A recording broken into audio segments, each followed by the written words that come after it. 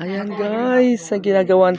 Anong alak to Mars gagawin? Cranberry. Cranberry guys. Cranberry. Cranberry. Ayan guys. Oh, ang ganda, ang cute. Oh. Guys, dito lang po yan sa ano? Saan? Sariaya, Quezon. Ayan guys. Ang sarap kainin. Pwede ba siya kagatin?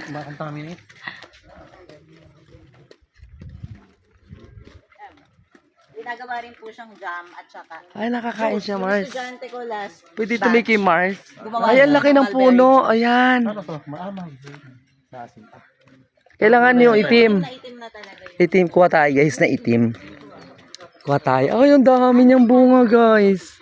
Ayan, blueberry guys. Oh. Ayan yung mga berries. Ayan, berry guys. Titikman natin siya guys. Ang tamis guys.